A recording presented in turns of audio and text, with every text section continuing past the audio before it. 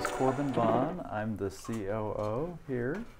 I've had the pleasure of working here for 32 years. WilsonAudio, when they bought this piece of land, 3 pieces of land in 1990, built it in 91, and since they moved here in 1991, the building's about doubled in size. So it's about 46,000 square feet, and we've got just over 60 employees. About half of them are related to each other. We make great products, but the people are our biggest asset. Okay. Here's the group that we have right now.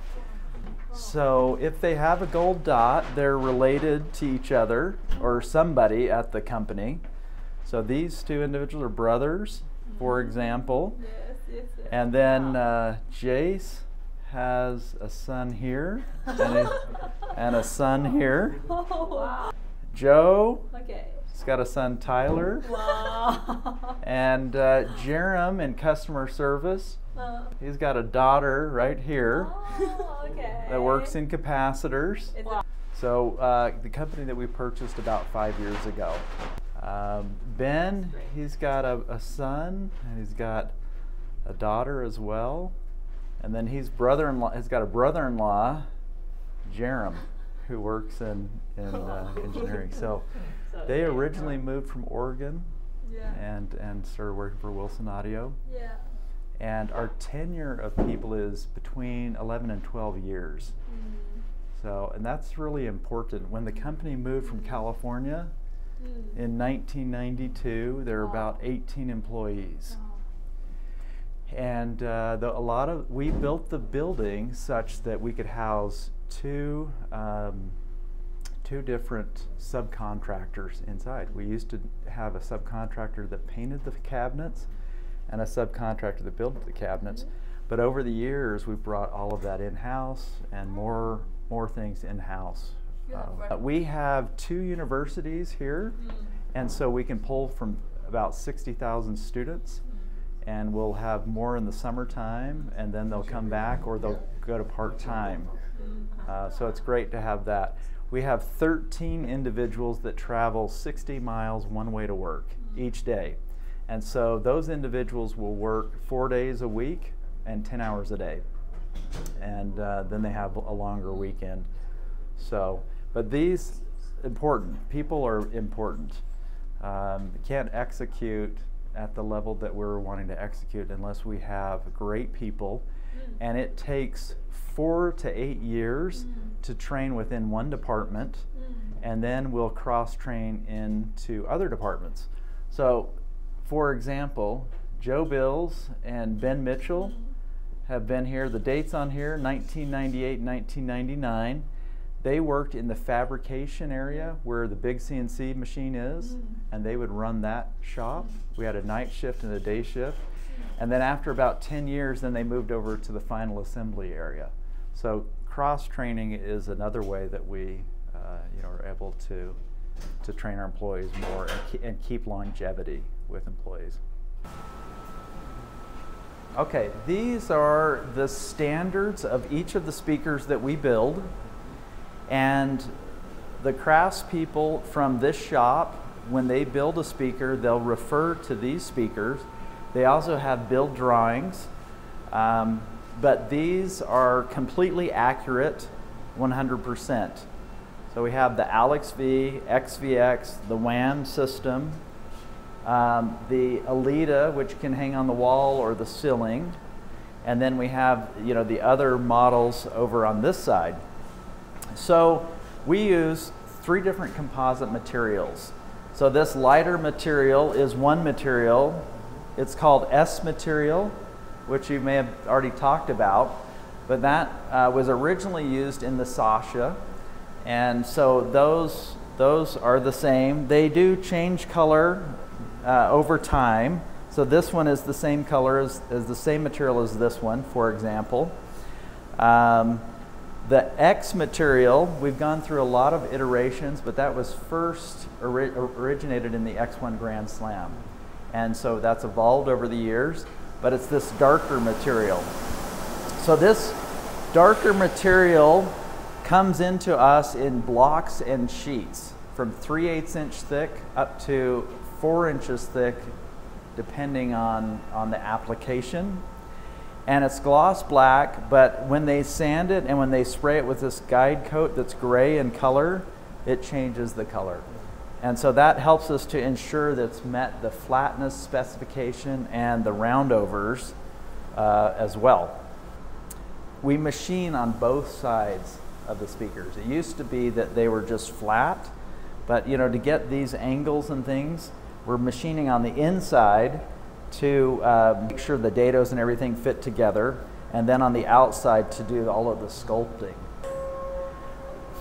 If you look in the back quadrant here, you can see the work, the lattice work in the very back. And so you don't always get to see that machining that is done inside, but that helps to break up standing sound waves inside. In between, it's not here, but we put V material in between to help with the vibrations of the enclosure. So we're using S material, X material, and then V material in between for isolation. And then we're using some HDF, which is a higher density board than MDF. So HDF is 55 pounds per square foot, very dense. The V, to give you a little bit of context, the V material is 44 times more expensive than HDF. So it's very expensive. All of these materials are expensive, but they're chosen for their specific characteristics for an application to create the best sonic experience. If you notice, these holes, we're not using any inserts. We're using holes, and we thread those holes so the screw will couple right to the baffle. So we have the driver that couples right to that baffle, which is what we want, without any inserts. It's a very rigid connection point. Every product, we don't use any lesser products. Even the Tune Tot has all three composite materials. So S, X, and then V material is you know, in here. So this isolation material is a material. So we've got the two center channels here. This one can be used on a stand. It can be one of these stands or another stand that can be adjustable to different heights. This is the mezzo, and then the WASAE center channel, which is smaller for shells and that type of thing. The low-key subwoofer, submerge subwoofer, the subsonic, and then this one goes with the wham, specifically to the wham, so it's a bit different. Looking at these over here, we have the wham, XVX, Alex V, and different materials as well. Uses all of the same materials. We don't skimp on any of those materials regardless of the size of the speaker. In here, you'll notice the metal, the aluminum here with the spike system. Inside of this is V material, so that it isolates the vibrations from enclosure to enclosure. So even though it looks like it's resting on metal, it's got V material inside. When you get to the wham system, a pair is 1,000 pounds with just over 1,000 pieces that make up the wham system. So it's a substantial system. Yeah.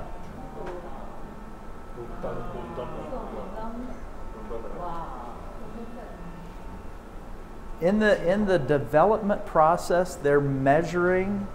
They use a laser on the side of the enclosure, mark squares on it, and they measure the vibration of every square on the side. That helps them to decide how to do the bracing inside, where to put it, and to minimize those vibrations, and that it evacuates the air out effectively. So there's ports in the front of these three systems, and that allows air to come out the front, or air can come out of the back of the speaker, which helps reinforce the bass in a room when it's being set up. But yes, you can see all of these machine marks from when this is being machined. They're not stamped parts. It takes machining. You can see like the adjustability on these. You have spikes and steps here, Yes. as well as you can, it's on that side, but you can adjust these from going forward to backwards with these.